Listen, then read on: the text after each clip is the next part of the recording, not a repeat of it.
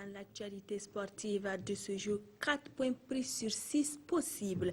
Bilan encourageant des étalons à l'issue des 3e et 4e journées des éliminatoires de la CAN 2017. Une victoire et un nul qui ouvrent une voie royale pour une participation à la prochaine CAN au Gabon. Que retenir de ces deux rencontres qui signent l'épreuve effective du rectangle vert pour le comeback de Paulo Duarte? Dabakini nous éclairera sur ce plateau. Le Faso Foot renoue avec son public et ses terrains ce week-end. La 17e journée livrera son verdict. En attendant, nous ferons le point sur les oppositions. L'Asfayenega et le Majestic ont donné le coup d'envoi en conférence d'avant-match sur les intentions et ambitions. Bonsoir à tous. Merci de nous recevoir. Les étalons se sont montrés à la hauteur des attentes du public face aux sérieux challengers du groupe D. Après la victoire étriquée de Ouagadougou, les Burkinabés sont allés tenir tête aux Ougandais à domicile. Au Mandela Stadium de Kampala, le 11 national a accroché les Cranes 0 but partout. Une victoire et un nul qui repositionne les étalons en course pour la CAN 2017. Les temps forts de cette rencontre jouée mardi avec nos envoyés spéciaux Salif Belem et Dabakini. Un nul satisfaisant pour les étalons du Burkina. Les Cranes d'Ouganda, malgré leur domination, n'ont pas pu réaliser leurs rêves, gagner à domicile. Ce ne sont pas les occasions qui ont manqué aux Ougandais dans ce match. Dès les premières minutes de jeu, ils ont pressé haut mais sans résultat. Daouda Diakité, sa défense, commandée par Bakary Koné, le général Bako, sont restés imperturbables. Les étalons qui ont placé par moments quelques attaques ont rejoint alors les vestiaires sur la marque de 0 but partout. À la reprise, les débats se corsent. Les Ougandais assiègent le camp burkinabé. Les étalons se battent comme de beaux diables. Le jeu gagne en intensité, les esprits se chauffent. Daouda Diakité ne plie pas. Jonathan Pitroapa aurait pu tuer le match à la 79e minute. La pression est très grande. Charles Kaboré abandonne ses camarades après un deuxième carton jaune, le rouge. Les Cranes ne désarment pas. Ils attaquent jusqu'à la dernière minute du match. Les dieux du football ne sont pas avec eux. 0-0, c'est le score final de ce match. Un résultat bien apprécié par les étalons. Le plus important, c'était de ne pas perdre surtout. Maintenant, le match a été difficile, comme vous avez vu, dans un terrain difficile. Et l'ambiance difficile, l'arbitrage un peu difficile. Mais bon, dans le football, souvent, il faut faire avec. Et on a eu un bon résultat. On a fait le dos rond, on a bien travaillé en groupe. Aujourd'hui, le fait de bien jouer, ce n'était pas important. De se battre ensemble, le collectif, aujourd'hui, on l'a montré que si on veut, on peut. Et j'espère qu'on va continuer comme ça, à se battre les uns pour les autres. Les poulains ont mouillé le maillot et il y a de quoi être satisfait. Content pour cet succès de match, 4 points contre un adversaire très fort, direct. Et aujourd'hui encore, on a la preuve de la puissance de cette équipe à la maison. Seulement un Burkina 1000% concentré, 1000% motivé, avec un engagement très fort, un engagement qu'on n'a pas montré à Ouaga, il faut le dire, peut sortir d'ici avec un grand résultat. Je pense qu'aujourd'hui, l'équipe a fait un match parfait, mais parfait dans tous les aspects, concentration, compétitivité, agressivité, vouloir, volonté, amitié. Et on peut faire le bout, tu ne dirais pas.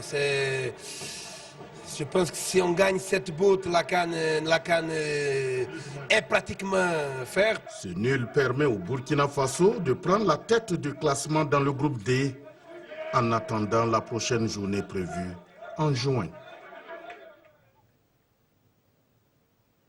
Bonsoir Dabakini. Bonsoir Christelle. Vous avez suivi cette double confrontation aussi bien à Ouagadougou qu'à Kampala. Dites-nous, à Kampala, est-ce que les garçons ont fait un match parfait comme l'a dit leur entraîneur? Oh, parfait, c'est peut-être trop dire, hein, mais ils ont tenu, ils n'ont pas encaissé. parce qu'au regard donc du match, il y a eu la pression et la pression était totale sur les étalons. À un moment donné, on pensait que les garçons allaient céder, mais ils n'ont pas cédé. C'est cette, en tout cas cette homogénéité, c'est-à-dire où tout le monde attaquait, tout le monde défensait. C'est ce qui a d'ailleurs permis à l'équipe burkinabé de ne pas prendre un but à Kampala. Sinon, ça a été très difficile. Bon, là où on peut retenir peut-être que c'est une défense qui a un peu plus donné. On a vu le général Bako, en tout cas dans ces beaux jours. Il y a eu ce gardien de but Daouda Diakité qui a en tout cas pris plus de 70% du poids du match. Je pense que l'un dans l'autre, ce sont des étalons qui se sont battus collectivement. Sinon que, bon, ils ont joué, ils ont bien joué. L'objectif, en tout cas, a été plus ou moins atteint. Et je l'ai dit tantôt dans mes reportages, à défaut de la victoire, il faut peut-être prendre le nul, ce qui a été fait. Donc c'est un nul satisfaisant. On a vu le sourire au niveau de sur les lèvres de tous les Burkinabés. Donc c'était, à mon avis, un match gagné, un match en tout cas gagné pour les étalons. 4 points, 3 points pris à Ouagadougou, 1 point pris à l'extérieur. L'essentiel est fait. Hein? L'essentiel est fait. C'est vrai qu'à Ouaga, on ne vendait pas cher la peau des étalons pour ce match retour. Et si vous faites le tour de Ouagadougou après ce match, tout le monde disait ils vont aller prendre 2-0, 3-0. Nous-mêmes qui partions en tant que journalistes, on n'était pas tranquille parce que le jeu qui a été produit à Ouagadougou, c'était pas trop ça. On a vu une équipe burkinabé des étalons, j'allais dire en convalescence. Je pense que c'est le terme. Manque de dynamisme, de vivacité et même de collectivité, même j'allais dire d'initiative, parce que ça a été joué un peu. Bon, on a gagné, mais c'était pas avec.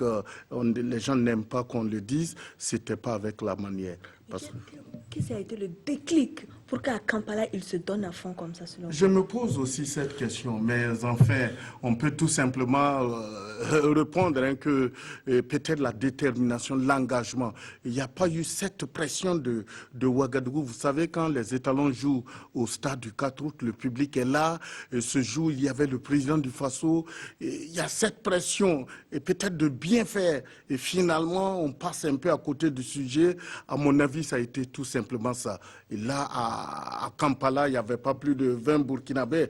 Et c'est vrai que nos frères d'Afrique de l'Ouest sont venus nous supporter, mais enfin, ils n'avaient pas la pression. Ils ont joué déconcentrés, ils ont fait ce qu'ils savent faire sur le terrain, c'est-à-dire se défendre. Et c'est vrai qu'on n'a pas vu beaucoup d'occasions. Donc, ils ont tenu, ils ont empêché. Moi, j'allais dire, ils ont empêché, en fait, les Ougandais de marquer. Sinon, ça a été une domination totale de l'équipe ougandaise. Les Cranes, vous avez vu à travers le reportage, il y a eu tellement d'occasions. N'eût été, j'allais dire, la vigilance et même la maladresse d'abord des Ougandais. Et peut-être ce garçon du jour, Diakité, qui était vraiment dans son jour et qui a sorti les ballons. On l'a vu aller en détente 2-3 fois. On l'a vu au four et au moulin. En tout cas, on allait encaisser. Vous avez vu ce dernier but. On vous rabat un ballon dedans. L'attaquant qui est tout seul, je ne sais pas s'il a joué avec le pied ou le tibia. Le ballon qui passe à côté et tout le stade était mort. Et c'est là-bas que j'ai compris qu'on avait le nul. On a eu chaud. On a eu chaud. Un nul vierge qui arrange les étalons pour poursuivre dans une relative sérénité. Ces éliminatoires, la défaite était proscrite. Voici les réactions du ministre des Sports et des Loisirs, du président de la Fédération burkinabé de football et celle du président de l'Union nationale des supporters des étalons. Les supporters étaient bloqués à la porte, c'est vrai, mais ils sont tous rentrés. Bon, ils ont voulu rentrer groupement, mais ils n'ont pas rentré groupement, mais ils sont tous rentrés. Et surtout, match c'était dur, mais ce qu'on veut, c'est victoire. On n'a pas eu de victoire, on a eu de nul, c'est très bien. C'est un nul arraché j'allais dire même de très haute lutte, dans un contexte extrêmement difficile. Je crois que depuis le match aller, on savait l'équation. On avait déjà dit que l'objectif, c'était de prendre au minimum 4 points sur ces 2 matchs. Nous souhaitions prendre 6 sur 6. Bon, le pire des cas, les 4 points, je pense que ça nous arrange parce que ça nous permet de prendre la tête du groupe et d'entrevoir le reste de la compétition avec beaucoup de sérénité. On a souffert du début jusqu'à la fin pratiquement. Eux, ils avaient besoin de cette victoire. Et nous, on savait que ça allait être très difficile. Moi, j'ai dit aux gens, ça ne va pas être facile. Effectivement, nos garçons ont répondu. Et ils ont tenu, puisqu'il ne fallait pas encaisser ce but. Et avec la baraka aussi, franchement, on a eu, je dirais que nos prières même ont été exaucées. Franchement, on a vu des actions devant nos buts. On pensait qu'on allait prendre, mais franchement, et ça a été, nous sommes très contents pour eux. Les garçons, franchement, ils méritent vraiment satisfaits. Félicitations, hein, parce que là, ils ont tenu. Hein. Ils ont tenu et franchement, nous sommes très fiers. Nous sommes très contents d'avoir pris ce point, peut-être qui est le point de la qualification. Tahirou Bangré, Sita Sangare et Ablasse Yameugo se sont exprimés au micro de Dabakini et Salif Belem. Retour sur ce plateau avec vous, Dabakini. On a vu que cette double confrontation signe également le retour, le comeback effectif de Paulo Duarte. Il a eu à faire quelques changements. On a vu Razak en latéral. Il y a eu également des associations, le nouveau Bakary Sarré qu'on ne connaissait pas, avec Charles Kaboré. C'était des choix judicieux qui vous ont convaincu? Parlons d'abord de ce retour de Paulo Duarte. C'est vrai que c'était sa première sortie officielle dans ce comeback après quelques années d'absence. Il revient pour retrouver des garçons qu'il connaît. Alors, cette première sortie, on parle déjà de Ouagadougou. Il a vu que c'était plus la même équipe. Il fallait encore chercher des joueurs. Je pense que vous avez parlé d'un garçon comme Bakary Sarré. Je pense que c'est un garçon qui a de l'avenir. En tout cas, au sein des étalons, moi, je l'ai trouvé combatif. Et puis, il se bat, il va chercher le ballon. Il monte en attaque, c'est un garçon avec un peu plus de travail, il va apporter beaucoup aux étalons. Dans ces permutations comment vous appelez ce garçon Razak qui chante, oui, alors là, bon, pour moi c'est bien, mais c'est pas arrivé. Razak, je l'ai connu dans le temps, il était virevoltant, mais cette fois-ci, j'ai pas vu grand-chose, aussi bien à Ouagadougou qu'à Kampala. Donc, c'est des garçons qui doivent beaucoup travailler s'ils veulent revenir. Mais je pense que l'apport de certains jeunes, je vais parler de Patrick Malo en défense, c'est un garçon qui a de la vigueur.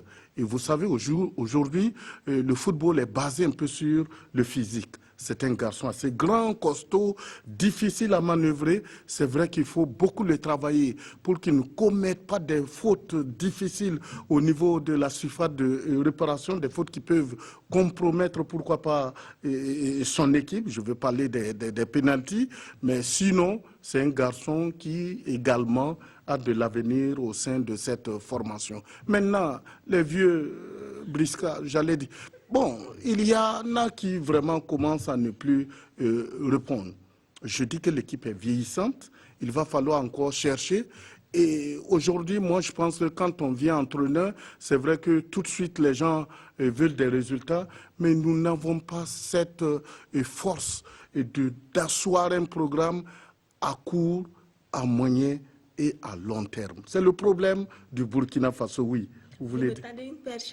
En même temps, dites-nous quels sont les joueurs qui sont en best forme selon vous, les flops de cette double confrontation. Non, quand on voit un peu les uns et les autres jouer, vous prenez le capitaine lui-même, il se donne, il est dans le jeu, mais il n'apporte pas un peu comme il le faisait avant. Alain Sibri Traoré, ce n'est plus le même Alain Sibri Traoré, très nerveux, vous avez vu tout à l'heure, il allait pour boxer. Bon, moi je pense que ce ne sont pas ce Alain Sibri Traoré que nous avons connu et qu'on aimait bien. Ça veut dire qu'on ne naît pas footballeur, on le devient. Et si on ne travaille pas, on perd sa qualité de footballeur. Je pense que c'est ce que les gens doivent prendre en compte. Et aujourd'hui, il faut que des garçons comme Alain Traoré aillent encore au boulot, travaillent davantage pour retrouver leur forme. Vous pensez, moi je l'appelle l'imprévisible, parce qu'il y a beaucoup de choses qui manquent à ce garçon. On nous dit, celui qui nous sauve, c'est vrai. Bansé, dans un match où vous ne l'attendez pas, il marque un but. C'est intéressant pour tout le Burkina Faso. Mais dans un match, dans une équipe qui veut aller loin, je pense qu'il faut toujours travailler. Bansé aussi se doit de continuer à travailler un peu ses lacunes. C'est un garçon qui a des difficultés pour faire un blocage, un semi-blocage, un contrôle orienté. Mais le football d'un joueur de cette trempe ne peut pas se résumer que dans les frappes. Non. Pour frapper, il faut pouvoir poser le ballon. Mais si vous n'avez pas votre flèche et vous voulez tirer, ça ne marche pas. Ça, vous n'allez rien atteindre. Donc, c'est des garçons qui doivent beaucoup travailler. Bon, moi, les gens disent que le général Bakary Koné est fini. Moi, j'ai revu un garçon à Kampala qui était vraiment au cœur de ce match-là, qui s'est défendu. En tout cas, on a été dominé territorialement au niveau donc de ce match, mais il a tenu. C'est lui qui s'est battu avec Malo, avec quelquefois Issouf Dayo. Mais les autres, je vois Yago, bon, lui aussi, c'est un peu de l'à peu près. Le seul garçon que je félicite jusque-là, c'est Daouda Diakité.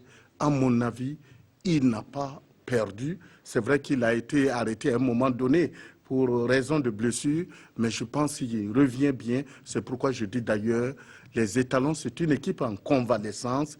Il va falloir les travailler, il va falloir retrouver cette répétition d'ensemble et pour leur permettre en tout cas d'aller loin. Sinon, on ne peut pas jouer au football si on n'a pas de combinaison, si on n'a pas de schéma tactique. Et pour parler de schéma tactique, il faut parler de la technique individuelle. Si techniquement, individuellement, et Christelle, on vous envoie un ballon, on dit Kini est là-bas. Dès que Christelle a le ballon, je dois commencer à courir. Et vous n'êtes pas certain de pouvoir arrêter ce ballon et puis le filer, ben, ce n'est pas possible. C'est pourquoi on dit, en matière de football, sans technique individuelle, il n'y a pas de tactique collective. Merci beaucoup Dabakini pour toutes ces précisions et ces analyses. Dans ce même groupe D, le Botswana a disposé des Comores 2-1. Le Burkina Faso est au fait avec 7 points plus 2 devant l'Ouganda, 7 points plus 2 également.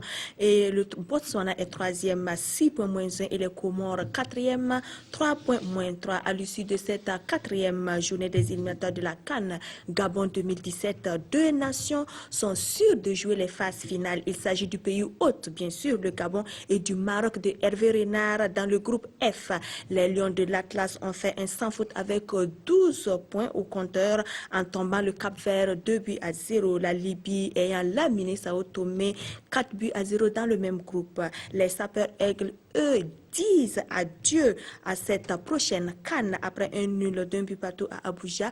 L'Égypte, grâce à sa victoire 1-0, a écœuré le Nigeria dans le groupe G avec 7 points au compteur et profitant du forfait du Tchad, l'Égypte ne peut plus être rejointe par le champion 2013 qui ne compte que 2 points. Le Nigeria manquera la CAN 2017 tout comme celle de 2012 et 2015.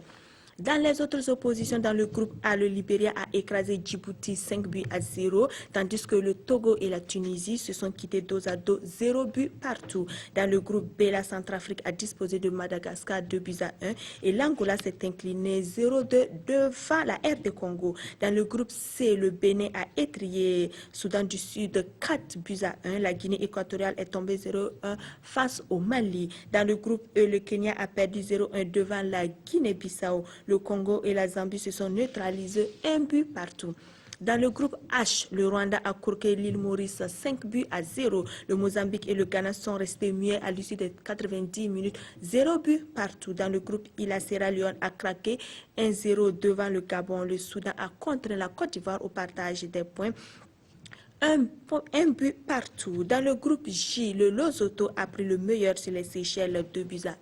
L'Éthiopie a tenu l'Algérie en échec, 3 buts partout. Dans le groupe K, la Namibie a plié les Chine 1-3 face au Burundi et le Niger 1-2 devant le Sénégal. Dans le groupe L, le Zimbabwe a écarté le Swaziland 4-0. Le Malawi s'est fait cueillir 1-2 par la Guinée. Dans le groupe M, la Gambie et la Mauritanie se sont séparés 2-2, 0 but partout. C'est par ce même score nul et vierge que l'Afrique du Sud et le Cameroun se sont également quittés. Les prochaines rencontres comptant pour la 4e journée, la 5e journée du mois, se disputeront du 3 au 5 juin prochain. Voici ce que l'on pouvait dire sur la 4e journée des éliminatoires de la CAN Gabon 2017. Après la trêve, le football d'élite reprend ses droits sur nos terrains et stades ce week-end. On commence avec la 17e journée et non la 16e comme il est de coutume. Dès jeudi, l'Asfa Yenenga et le Majestic ont annoncé les couleurs en conférence de presse entre une équipe en regain de forme et une en baisse. Le choc, s'il semble déséquilibré, promet des étincelles ce samedi au stade du Katou de Ouagadougou. On écoute les deux protagonistes. L'Asfa Yenenga, c'est notre grand frère que nous respectons beaucoup sur le plan technique et sur le plan organisationnel. Nous respectons parce que nous, on vit dans le championnat depuis 4 ans. On n'a jamais battu l'Asfa, mais c'est des matchs nuls qu'on prend, des fois aussi par des défaites, mais on a toujours bien joué, mais on perd. Mais cette fois-ci aussi, on va toujours partir dans l'objectif réellement d'engranger des points, sinon qu'on respecte réellement l'Asfa. Et je sais que ça ne peut pas être un match très difficile, mais vu notre position là, on a réellement besoin qu'il y ait des points. Et on devrait démarrer avec Isco. C'était un match piège aussi très difficile. Pour moi, je me dis que démarrer avec l'Asfa réellement, ça va nous faire un point de départ. On va fixer les objectifs réellement pour ne pas perdre ce match. Et voilà, si on arrive à avoir quelque chose, même s'il reste qu'un point de match nul, ça va réellement remonter le groupe parce que l'Asfa, c'est réellement un gros morceau. L'esprit de l'équipe actuellement, bon, je peux dire qu'on s'est retrouvé un peu. Sinon, à la fin de la phase, on était vraiment sonné. Mais avec l'aide de l'administration et puis quelques conseils ailleurs du côté, bon, on s'est remis en cause. Et puis bon, aujourd'hui, on est là pour s'apprêter à attaquer la seconde phase. Mais je vous dis que Inch'Allah, on sera au rendez-vous. Et puis bon, le moral est bon, l'ambiance, on a retrouvé ça, on a confiance. Ça va aller. Au football, vous pouvez avoir en tout cas des joueurs talentueux individuellement, mais qu'ici, collectivement, ça ne va pas. C'est un peu compliqué. Moi, je pense que la force qui fait notre groupe ces derniers temps, c'est vraiment le côté collectif. Puis on sent de la solidarité et de la détermination en eux. Donc, ce qui a expliqué quand même nos derniers résultats. Et nous continuons en tout cas à travailler dans ce même état d'esprit-là pour quand même, en tout cas, aborder les matchs à l'instant. Et contre le Majestic, il n'y aura pas de changement comme tel. Nous allons essayer de motiver les enfants, de les faire comprendre. Il est certes vrai que le Majestic occupe la 15e place sur 16, mais ce n'est pas une raison quand même de les sous-estimer. Nous allons les prendre au même titre que les autres équipes et puis en tout cas aborder le match dans un bon sens. Bon, moi personnellement, quand moi je joue avec les grandes équipes, je trouve que c'est les matchs les plus faciles. Contrairement, c'est avec les petites équipes là où on ne s'entend pas, que ça serait plus difficile. Contre Majestic, nous, personnellement, entre nous les joueurs, on a décidé, toutes les équipes qu'on a eues à gagner les phases et tout, il n'y a pas question qu'on puisse perdre contre eux. Soit on fait tout pour avoir les 3 points, ou bien avoir le minimum de points, même partager les points. Mais il n'y a pas question de perdre contre tout ce qu'on a gagné. Tous ceux qui nous ont gagné aussi, si on n'arrive pas à les gagner, on fait tout pour partager les points. Il n'y a pas question qu'on nous bat aller-retour. C'est ce qu'on a décidé.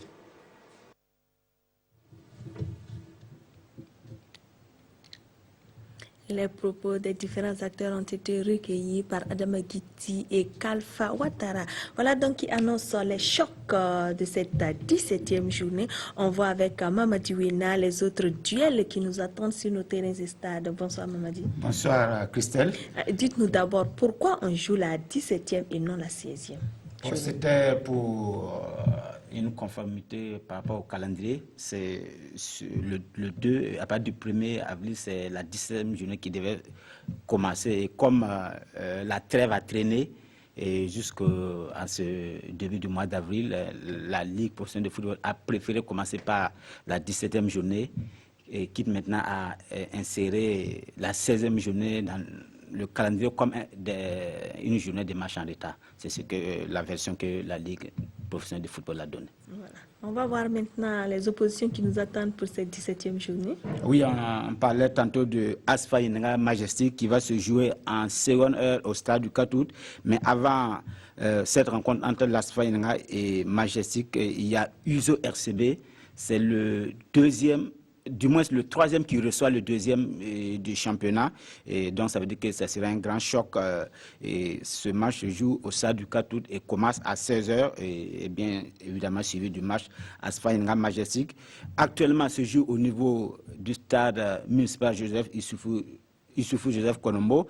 Le match RCK USFA, c'est le leader qui rencontre l'équipe militaire. Donc c'est un match qui se joue actuellement pendant que on n'a pas le résultat définitif. Voilà, on pourra revenir sur le résultat lundi. Et demain samedi, on a AS Sonabel Agep au stade municipal Issoufou Joseph Konombo, Santos FC BPR sur le terrain du RCK, ASFB Banqui Sport au stade Woubi de Bobo Dioulasso, Uzi et Faux à Wayouya. Et dimanche, on aura Kozab Usco au stade municipal. Il faut dire que tous ces matchs commencent à 16h et maintenant, à part de la phase de tous les matchs débutent à 16h. Il n'y aura pas que du football, hein? Oui. Le sport est diversifié. Oui, il y a la coupe de la Ligue du centre de handball qui se poursuit et demain, on aura les demi-finales dames. 14h, on a l'Onabé Handball Club contre AS Onea et à 15h30, on a Asfa Yenenga contre l'AS Douane et le match de classement des hommes se joue demain à partir de 17h. Et on a USFA, AS Sonabi, tous ces matchs se jouent au Palais des Sports de Ouaga 2000. Mais il y a aussi des informations sur des assemblées générales. Et oui, il y aura désormais du freestyle au Burkina, une ligue de freestyle qui est en train de se constituer et l'assemblée générale constituée aura lieu demain, samedi, à partir de 10h au niveau de la direction régionale des sports et des loisirs du centre. Et autre chose, il y a les structures de l'Union des sports scolaires universitaires qui se réorganisent et on aura des assemblées générales constitutives. Donc ça va commencer au niveau provincial et ça c'est du 11 au 17 avril 2016. Et sur le plan régional, l'Union régionale des sports scolaires universitaires, les assemblées générales, c'est du 25 au 30 avril 2016. Et pour la Fédération nationale des sports scolaires et universitaires, c'est du 14 au 15 mai 2016. Il y a également du tennis, non, au programme? Oui, il y a le tournoi international de Koudougou qui regroupe des pays de la sous-région, la Côte d'Ivoire et le Mali. Il y a même des joueurs invités de la Belgique et avec le gratin du tennis au Burkina et qui a commencé depuis le 28 et qui prend fin le 3, ça veut dire dimanche à Koudougou. Merci beaucoup, Mamadi Wena, pour toutes ces actualités. Nous allons faire à présent un clin d'œil aux arts martiaux. Les pratiquants de différentes ligues et districts du pays de la Fédération de Vovinam ont renforcé leurs capacités le week-end dernier. Les modules de formation ont été assurés par des experts de la Commission internationale. Plus de détails avec Mokhtar Ouedraogo et Jérôme Tiendrebego. Pendant 3 jours, ces 4 experts de la Commission internationale de Vaud-Vietnam ont travaillé d'arrache-pied pour une mise à niveau des Voshin burkinabés. On a travaillé les techniques de notre école et on contrôle la technique des élèves. On leur apporte de nouvelles techniques et aussi surtout le programme de notre fédération. On répète les bases et aussi les techniques supérieures. L'objectif, c'est de renforcer les élèves burkinabés et puis travailler le même programme qu'on travaille en France et en Suisse. Travailler la même chose en fait. Que le programme la technique soit unifiée. Unifier les techniques de Tao et application, la cause a mobilisé plus d'une centaine de Vauchines venus de Léo, de Korsimoro, de Kaya, de Kongoussi, de Orodara, de Nyangologo, de Fada et bien entendu de Ouagadougou. Le niveau des pratiquants burkinabés déjà, c'est un bon niveau, mais c'est surtout, et c'est ce qui est réjouissant pour nous, c'est un niveau qui est en constante amélioration. On voit depuis quelques années, moi ça fait 15 ans, c'est la 15e année, je viens à Ouagadougou, on voit vraiment une amélioration constante grâce à l'excellent travail fait par notamment maître Julien Drabo, mais aussi sa commission technique nationale. Une commission technique nationale bien renforcée avec le présent stage. 3, 4, un combat. Les Grecs, bon, nous avons fait la ceinture noire, 3e dan.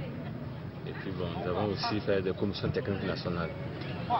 Donc il y a eu 7 personnes qui étaient admises cette année à la commission technique nationale. Mais après ça, on a des équipes nationales qu'on doit former, des équipes nationales qui vont aller cette année pour un championnat mondial au Vietnam. Les Vauchines ont encore 4 mois pour se mettre au top dans la perspective de représenter le Burkina Faso à Hanoï en fin juillet prochain. 2, 3. Les acteurs du Kung Fu Wushu et du Tai Chi, eux, étaient au palais du Moronaba samedi. Jérôme Tiendebego nous fait vivre cette matinée animée et pas comme les autres. Voici le bonjour du cercle des amis de Shaolin Tai Chi Kung Fu à Sa Majesté en cette matinée de samedi. Pour un bonjour, il a le mérite de bien sonner le réveil. Maître John Fatiou et ses disciples ont sorti ce qu'ils avaient de meilleur à faire voir.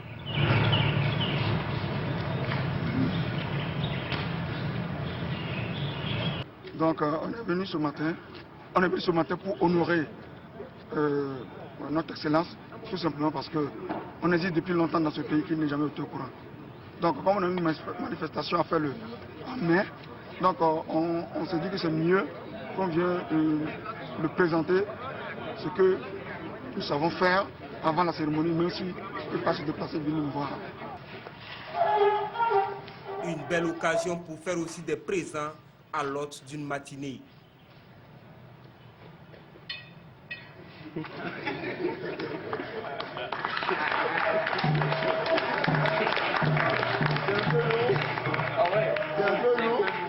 Séduit par le savoir-faire de l'équipe de John Fatiou, Sa Majesté a donné son accord pour parrainer la 3e édition de l'événement spécial autour des arts martiaux prévu pour se dérouler le 7 mai prochain. Je souhaite que les membres de nos ancêtres vous protègent et vous accompagnent pour que vous menez à bien vos missions respectives. Je souhaite que l'événement qui va arriver d'ici là, qu'elle va parrainer, que ce soit vraiment un succès.